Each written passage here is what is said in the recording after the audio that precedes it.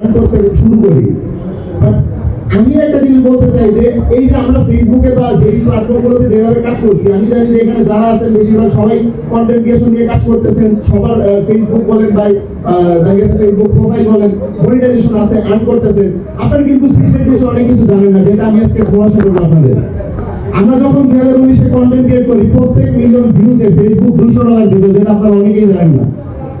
এখন একটা $200 যদি একটা ভিডিও থেকে প্রতি মিলিয়ন আর্ন করা যেত, 10 মিলিয়ন ভিউজ হইলে $2000। তখন $2000 দাম ছিল $84 ডলার প্রাইস। তাহলে বুঝতেই পারতেছেন কত টাকা। একটা 10 মিলিয়ন ভিউজ থেকে আমরা কামাইতে পারতাম হচ্ছে 1,60,000-70,000 টাকা। তাহলে কি পরিমাণ টাকা দিত ফেসবুক, কিন্তু এখন কেন দিচ্ছে না? বলতে ফেসবুক প্ল্যাটফর্ম এখন বর্তমানে আমাদেরকে ইউজ করতেছে, আমরা তাদের কাছে ইউজ হচ্ছি। আমরা এখন যেভাবে কন্টেন্ট ক্রিয়েট করি, আমরা সবাই কিন্তু এখন দেখবেন যে সবার পেজে ফেসবুক, তারপর আইডিতে কন্টেন্ট মনিটাইজেশন চলে আসছে। এটা কেন আসছে? ফেসবুক তাদের বিজনেস পলিসি ভুলে গেছে, যেটা কিন্তু আগে বুঝতো না।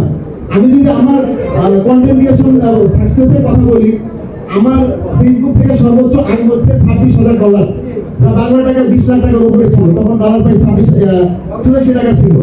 তো তাহলে বুঝতে পারতেছেন ফেসবুক কত পরিমাণ রেভিনিউ দিত। আর এখন বর্তমানে ফেসবুক প্রত্যেক মিলিয়ন ভিউজে $20, $10, $15 ইনকাম দেয়। এবং রিলসে যদি আমরা হিসাব করি তাহলে $5 থেকে $6, এটা কিন্তু কোনো টাকা না।